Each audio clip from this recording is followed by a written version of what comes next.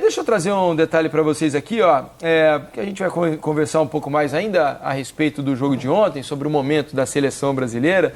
E está muito em voga, né, o papo do porquê alguns jogadores não conseguem repetir na seleção o desempenho que eles têm em seus clubes, né?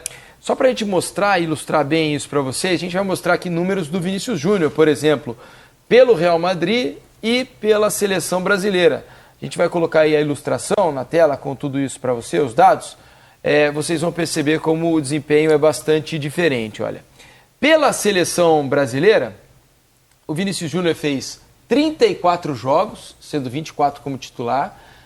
São 2.193 minutos jogados. A média de minutos por jogo é de 64,5. São 5 gols. Vejam vocês, 5 gols em 34 jogos e 5 assistências, né? São 10 participações em gols em 34 partidas. São 219 minutos em média para participar de um gol, né? Ou seja, quase 3 jogos para participar de um gol. Do outro lado, a participação dele pelo Real Madrid, vocês vão perceber como os números são muito diferentes, né? São 269 jogos, 208 como titular, 18 mil minutos e 800 em campo. São 70 minutos em média dele em campo pelo Real Madrid a cada jogo, 85 gols, 81 participações, são 166 participações diretas em gols. Ou seja, a cada 113 minutos em média ele participa de um gol, né? Mais ou menos um jogo e um tempo aí, até um pouco menos do que isso. O Mansur já falou um pouco sobre as diferenças de ambiente, de seleção, como o trabalho dos técnicos, né, que dirigem seleções é complexo, porque se reúnem algumas vezes durante o ano, não tem o trabalho do dia a dia, né? Aquele conforto aos quais os técnicos de clubes estão mais habituados. Mas o que é natural ter uma queda, né? Agora, o que chama atenção é o tamanho, né, Mansur? Tem outras coisas também, né? Se você pega hoje os jogadores que estão nos grandes clubes do mundo, e o Vinícius é esse caso, eles não estão apenas nos grandes clubes do mundo, eles estão em seleções globais. Sim. Que contratam os melhores jogadores de cada posição, de acordo, inclusive, podendo obedecer à forma de jogar dos seus treinadores. E carregam também uma pressão gigantesca. Mas competem também num ambiente que, muitas vezes, eles são muito melhores do que boa parte dos seus adversários.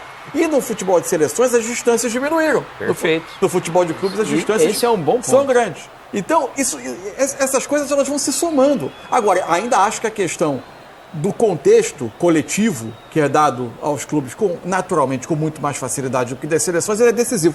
Por coincidência, eu estava lendo hoje uma entrevista do Rubem Dias, na imprensa portuguesa.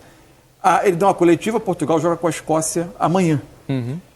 E um dos pontos que vem sendo levantado são questionamentos a jogadores, o próprio Rubem Dias, Bernardo Silva, enfim, sobre diferenças de rendimento clube e seleção. Esse debate ele passou a ser colocado quase cotidianamente quando as seleções se reúnem.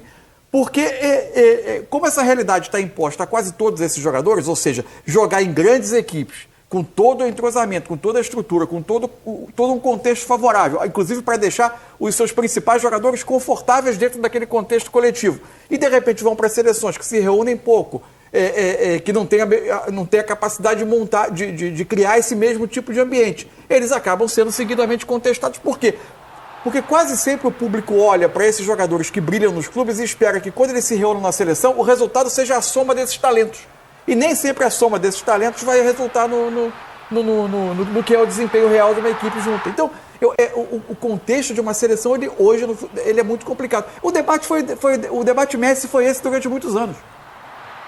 Ainda que com números, o Messi, embora não jogasse talvez o que jogava no Barcelona, mas os números eles não eram tão ruins pela Argentina, né? Porque as participações nele em gols eram constantes, né? A diferença mas ela a cobrança é menor. Era por um desempenho de clube. Que eu acho que tem uma questão, né, que ainda mais Vinícius... para ele que tinha uma equipe do Barcelona, que, exato. meu Deus, que era bem entre melhor do que a seleção, né? E a Argentina era muito grande. Quando ele se move, é curioso, né? Porque inclusive a carreira do Messi tem um detalhe curioso. Quando ele se move pro PSG e pega um ambiente que coletivamente funcionava menos, de um clube menos um time mesmo que não conseguia ter a mesma estrutura, coincide com o momento em que a seleção argentina cresce. Então, o desconforto que parecia ser estar na seleção argentina e o lugar confortável para ele, acolhedor, que era o Barcelona, se inverteu de repente. Ele passou a ter um argentino um lugar mais confortável, onde ele se sentia à vontade, enquanto o clube era um lugar ruim. Mas eu acho que com o Vinícius tem dois elementos, eu acho. Acho que tem uma ansiedade pela cobrança que é colocada em cima dele, pela expectativa de um dos melhores jogadores do mundo, candidato a melhor do mundo esse ano. E nem sempre as coisas aconteceram, embora a gente já tenha algumas atuações muito boas dele pela seleção. Acho que ele teve ótimos momentos na Copa do Mundo. Eu acho que ele teve uma grande atuação antes da Copa contra o Chile no Maracanã. Ele teve na Copa América um jogo extraordinário contra o Paraguai, na melhor atuação da seleção, embora a Copa América tenha sido marcada acho que esse jogo contra o Paraguai foi o melhor jogo dele com a camisa da seleção. Né? Embora seja uma Copa América marcada por cartões evitáveis, né? Então, sim.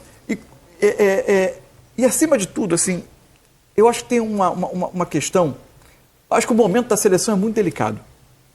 Porque a seleção vive um permanente conflito entre expectativa e realidade.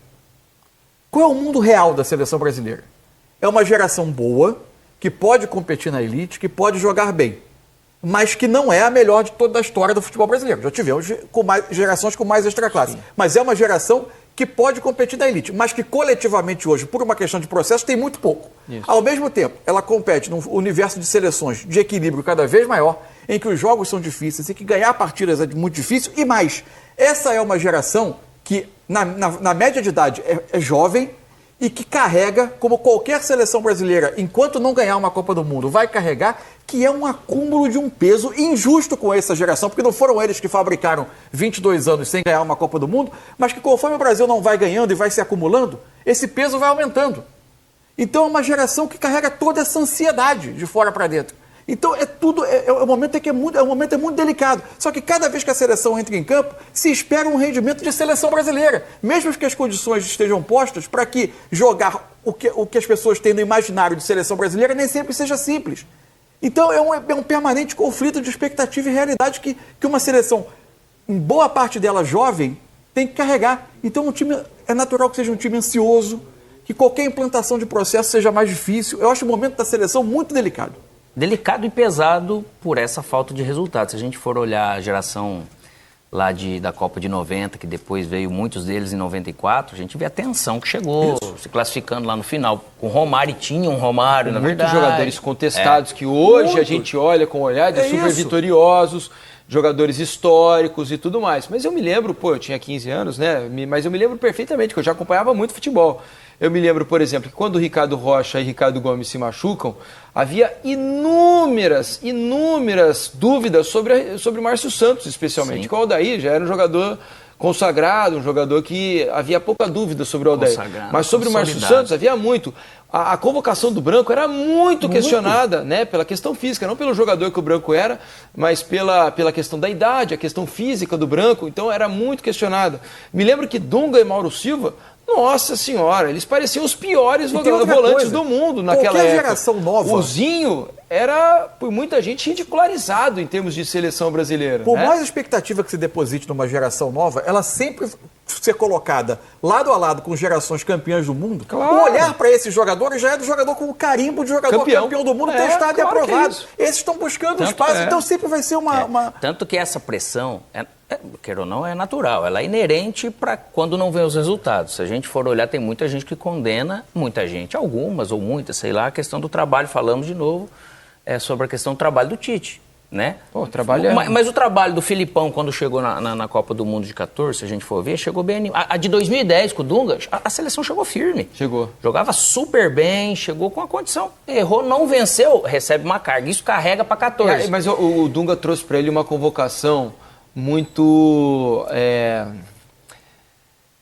controversa para aquele momento, eu acho. Mas será que pela convocação ou pelo relacionamento naturalmente? O relacionamento era ruim, mas a convocação acho que também não foi aquela que todo mundo esperava, né? Porque a gente imaginava Neymar sendo convocado. Aí ele atraiu para ele uma dose grande de responsabilidade. O Neymar não é um jogador qualquer que estava surgindo ali, embora jovem, já estava destruindo o ambiente brasileiro, né? O Ganso, à época, a mesma coisa. havia gente que queria, por exemplo, o Ronaldinho Gaúcho, que não estava tão bem naquela, até eu nem achava que o Ronaldinho devia ter sido convocado em 2010.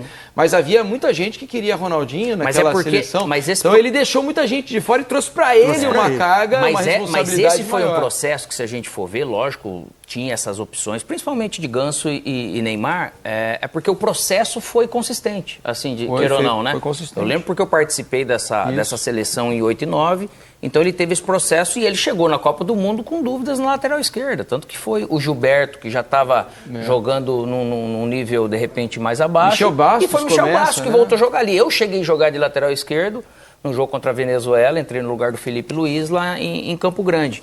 Então, mas passando os processos, se você for ver, a seleção ela teve sim momentos bons. Quando o Tite pega, realmente daí já estava num momento pior, mas foi um processo de um ciclo e meio, né? Foi 2 Copas, mais um ciclo e meio, se a gente for pegar. Ele foi super bom, mas ele foi condenado pelas eliminações de uma Copa do Mundo, que pode acontecer, mas jogando sim bom futebol. Mas não elimina, pelo menos para mim, o ótimo trabalho que foi feito pelo Tite. Tite. Ele colocou a seleção em condições de competir. Claro, e de ganhar, o Brasil tinha total condição de ganhar a Copa do Mundo. É porque a elite do futebol de seleções hoje é composta por um grupo, e que dentro desse grupo qualquer coisa pode acontecer. As margens são pequenas. Só que a gente continua medindo o futebol brasileiro, separando entre Copas e ganhas ou não ganhas. Se a gente for por esse caminho, a gente vai ser obrigado a concordar que a nossa história é um fracasso. Porque nós temos 22 Copas do Mundo com 17 Copas não ganham. Né?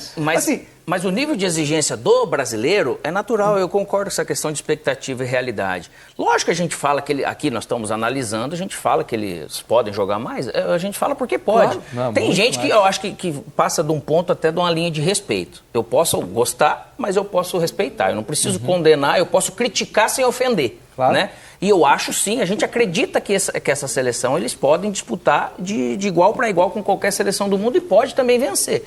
Mas essa carga é carregada. Para um atleta que chega em algum lugar, igual o Vinícius hoje está carregando, ele sabe que ele pode render mais e é que ele vai ter que se encontrar. E o tempo passando, lógico, pode ser que se ele não venha produzir, daqui a pouco entre outro, vai criando outra opção, mas o tempo passando, a tendência é que eles se sintam mais confortáveis eles juntos, apesar de jogarem um tempo já juntos, para poder desenvolver mais. Mal comparando, até porque o Brasil teve uma conquista de Copa América, mas a gente sabe que para o brasileiro, em geral, isso não é isso não atenua essa ansiedade.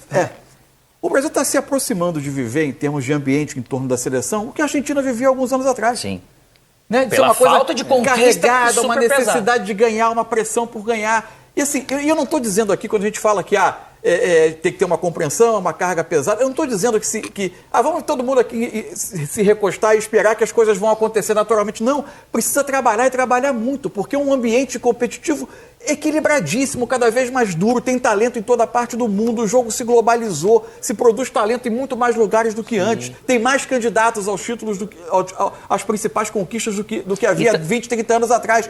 É difícil, sim. Claro. É difícil e vai precisar trabalhar muito. Mas concordo também que o processo que o Dorival está pegando agora, é importante você fazer um jogo consistente, igual nós falamos. Teve um ponto de partida que foi o primeiro tempo desse jogo e você, de repente, ser mais consistente no jogo. Não levei tanto susto no jogo, tudo bem, mas isso não pode ser somente um parâmetro para competições que vêm ali para frente. Sim. Então, a evolução a partir desse momento, vencendo é o primeiro ponto, um jogo consistente para depois você ir soltando. Essa evolução, naturalmente, é o que a gente, e certeza que eles também esperam, jogar de uma maneira mais confortável e ter confiança, mais leveza para jogar de uma maneira mais confortável. E assim, quando a gente fala em jogar melhor, que aí ninguém está querendo que o Brasil jogue o que jogou a Copa de 70, a Copa de 82, mas assim, é um jogo mais próximo do que a seleção conseguia fazer com o Tite.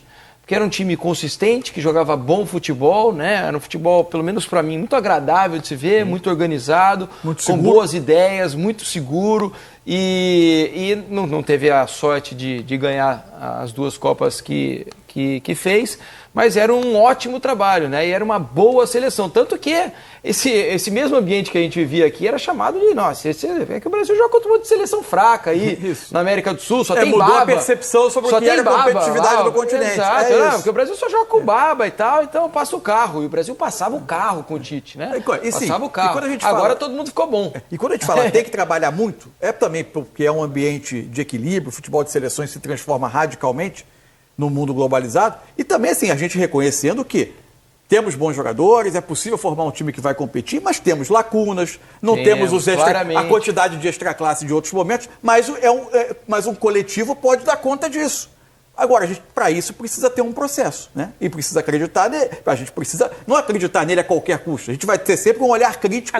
Jogou bem, não jogar bem. A gente acredita que processos são o melhor caminho. Agora, a gente vai, evidentemente, estar sempre avaliando, analisando quem está executando o processo e o caminho está sendo bem ou mal feito. Mas é isso, era isso. Você preparou no campinho aí pra gente, né? Não sou eu, né? Vamos todos aqui debater. A nossa Maria Clara. Sim, vocês acham que vai haver mudanças? Então, ela queria que a gente debatesse a partir do campinho. Arana, né? Há uma preocupação com o Arana. Isso. Ele saiu sentindo alguma coisa no jogo contra o Equador, então não se sabe a real condição do Arana. Se vai estar 100%, por exemplo, para o jogo da terça-feira. Mas você, particularmente, Alex, imagina a mudança enquanto o Mansur prepara esse campinho para a gente? As mudanças que o Alex imaginar, eu vou fazendo no campinho aqui. Assim, eu falo de novo, as escolhas do que tem, elas são, às vezes, não menos importantes, porque eu acho que tem um nível que é muito parecido, uma mudança que pode acontecer, mas, de repente, eu não sei também se colocando no lugar de treinador se faria, que é a questão do Luiz Henrique para um Estevão, ou do Luiz Henrique para colocar um Hendrick, que eu não acredito que ele vai fazer, porque não tem dado esse indício até agora. Para jogar colocou o jogo o Hendrick jogar contra o Equador. Ele colocou o Lucas, até que a gente falou. Assim, se for falar, eu adoraria, eu de repente até nem mudaria nesse sentido, mas eu deixaria também a questão do Lucas, do Paquetá, de fazer aqui, porque eu não vejo o Paquetá. O problema não é o Paquetá estar do outro lado. Eu acho que o Paquetá joga, mas o Bruno Guimarães trocado de lado, eu não sei se tem o mesmo efeito. Então eu queria, para poder ter consistência e manter uma base, vir realmente Lucas Paquetá e o Bruno Guimarães pela frente do André, que eu acho importante da maneira que está aqui, deixando sim o Rodrigo fazer essa questão, e até o próprio Vini, às vezes não se entregando numa linha para pegar uma bola quando ele perceber que vai ter dois jogadores contra ele. Então, às vezes, ele ficando realmente um pouco mais por dentro, o Arana tomando um cuidado para não passar tanto, para deixar o Vini, às vezes, mais mano a mano e tal, para poder atrair algum tipo de marcação. E o Paquetá sempre aqui por trás desse lado. Você faz um trio aqui e você faz praticamente uma dupla ou esse trio com o Danilo também vindo por trás. Porque o Bruno Guimarães, ele fica mais perto, eu vou estar mais bem posicionado. Meu dedo tá ruim aí, tá com a sua digital. E o Luiz Henrique ou o Estevão, que para mim, de verdade, né, eu acho que ficou muito parecido, eu acho que pode manter até o Luiz Henrique, porque é importante para a confiança do atleta. Mas se ele pôr o Estevão, não tem problema. Para poder você jogar dessa forma e você ganhar consistência, já que o André ele se sentiu mais em casa. Mas essa combinação de Arana e Vini, tomar cuidado para encontrar o time, de repente, um pouco disso. Grande questão para mim também é quem vai o ataque à área. Vocês acreditam em mudança? Não que vocês fariam, mas vocês acham que o Dorival vai mexer? Não, assim, o que ficou na minha cabeça... que vai ser o mesmo time, se o Arana tiver a condição. O que ficou na minha cabeça foi, quando na entrevista, ele meio que admitiu que é um caminho um pouco mais tortuoso dentro do que é o tempo que ele tem de treinamento com a seleção, montar o time sem um 9. Isso ele sem ter a referência, né? Porque isso exige uma coordenação de movimentos maior. Eu não sei se isso significa que ele vai buscar um outro caminho. Olhando aqui no campinho, o que ele teria de opção, né? Vamos voltar aqui com os jogadores para trás? Hendrick ou João Pedro, né? Você tem o Hendrick ou o João Pedro. Estão os dois aqui na beira do campo. Vou imaginar o Hendrick. Aí eu não imagino que o Rodrigo saísse do time, né? Não tem, talvez um ponta, não sei se o Luiz Henrique. O Rodrigo iria para a direita. O Rodrigo iria para a direita. Mas o Rodrigo iria para a direita, ele seria sempre um jogador que vai buscar o centro do campo para estar próximo da bola. Ele está sempre perto do centro do jogo. Essa beirada, como que ficaria, né? Não é o Danilo não tem essa característica de ser tanto esse jogador de ultrapassagem constante. Não sei com o William, então. Pode ser com o William, lateral. Mas o Danilo tem uma experiência e um grau de confiabilidade muito alto, né? Como jogador de seleção brasileira. Nesse período, né? Se tivesse, às vezes, num outro estágio, você poderia pôr um se o Brasil estivesse lá em primeiro lugar e vai jogar fora, né, Felipe? Jogou fora. Tirei o Hendrick agora, botei aqui o João Pedro, que é uma outra alternativa, até com mais característica de 9, né? O Hendrick precisa ter essa mobilidade também, mas ele tem o acréscimo de sair da área mais do que o João, né? Uma movimentação maior, né? Agora, acho que, por exemplo, uma discussão que a gente teve outro dia aqui, que era a possibilidade de ter o Paquetá como segundo homem, Eu acho que a atuação do André consolidou muito o caminho dele, né? Muito. E aí, aparentemente está consolidado Ajuda, ali. se você- E ajuda em todos os setores. Exato. Agora nós falamos, sem bola, que ele dá essa consistência, e com bola também. A alternativa que eu enxergo seria sem o Bruno, mas eu também Pode acho ser. que. Acho que o Bruno nem fez um grande jogo, mas não sei se eu também mexeria não no fez. lugar do Bruno. Mas, não sei se eu mexeria agora, mas teria trazendo o Rodrigo aqui, né? E devolvendo um ponto aqui. Com o risco de ficar um time com muito pouca pausa, né? Um time muito vertical. Muito vertical, muito vertical. Sendo um jogo contra o Paraguai, eventualmente apostando que pode ter espaço, não sei se essa pode ser uma alternativa. Eu gostaria de ver um time mais assim, mas eu tenho a impressão que o time vai ser o mesmo. Eu acho Que vai repetir, né? Eu acho que sim, eu acho que ele vai repetir a formação, né, até pelo que a gente tem visto do Dorival, né? A gente não tem visto assim escalações ousadas, né? Vamos dizer, ele está tentando equilibrar o time defensivamente e tem seguido mais ou menos uma linha, né? Então eu tenho a impressão de que essa linha vai ser seguida. E não tem nada de incoerente. A gente já Não, falou claro que isso, não. né, Mansur? Assim, Não. é mais realmente encontrar esses movimentos, afinar praticamente essa Por exemplo, no jogo, algo que eu acho que funcionou um pouco melhor foi essa saída, mas com essa característica, né, de Danilo com os dois. O Arana, por vezes, pegava um espaço um pouquinho mais por dentro, né? Só achei que os dois pontas ficaram com pouco jogo para associar com eles, né? Tudo que acontecia aqui por dentro, com o Rodrigo baixando, E o encontrando Arana- por vezes acho que esse espaço aqui foi promissor, esse espaço aqui no centro. Mas deram muito conforto pros 3 zagueiros do Equador, na verdade, né? Porque os 2 pontas ficou com os 2 alas, vamos dizer assim. O Vini, quando vinha dentro, ele caía em um, mas tinha sempre outros 2. E o Arana Luiz Henrique passou também. várias vezes ali por dentro, né? Mas Ali onde ele não ia receber. Isso, entre o Rodrigo e o Vini, o Arana passou diversas vezes ali no sentido da área. Mas era uma passagem que sequer atraía a marcação, porque você via que era uma passagem meio um detalhe. sem convicção de que pudesse receber. Eu acho um né? detalhe assim, ó, se o Vini ele pega a bola aqui onde ele tá, o Arana aqui de costa, ele não é o cara para receber Ele tem que a bola. receber em progressão, né? Isso. Então, seja por dentro ou por fora, ele tem que receber em progressão. Então, às vezes, a questão do o Bruno tá aqui, ou até o próprio Paquetá, esse meio, ou o Rodrigo, se eles chegam em 3 aqui, sempre a gente fala em alguma vantagem numérica no setor, eu não posso ter 3 caras praticamente para marcar o Vini ou qualquer ponta. Isso aí vai ser muito difícil. Principalmente a seleção brasileira, quando for jogar, que ele vai ter o time lá E com a gente aquela vai continuar linha cobrando o Vini para jogar na seleção. então eu preciso ter uma aproximação onde o Vini ele pode vir e tirar o conforto, que eu posso fazer 1-2, aqui eu posso, sabe? Então eu ter esse tipo de aproximação que seja dos 2 lados. Os 2 pontas, eles precisam. E aqui eu preciso ter gente na linha com paciência, como o Rodrigo teve, de ficar praticamente ocupando aqueles zagueiros, seja quem for. Eu preciso, porque os meias, Bruno Guimarães, Paquetá, Rodrigo, João Gomes, esses jogadores, eles têm que dar a condição de rodar a bola lateralmente, e esse cara ele tem que ter, porque esse cara vinha uma vez aqui, o Rodrigo, ele tem que receber lá onde é o caos do futebol, onde o talento que joga de costas, Vai resolver, né? Ele vai resolver, é ali que ele acabou resolvendo. Então, nesse sentido, eu acredito que ele vai... o que ele mais poderia mexer seria Luiz Henrique ou Estevão por uma questão de características parecidas. Mas no restante eu acho que não, para tentar dar até padrão, ajustar esse padrão. Senão eu vou mexendo sempre e aí eu acabo não tendo isso. Até porque esse time, eu acho que é o time base que ele tem em Nesse mente. momento acho que a base do trabalho é essa.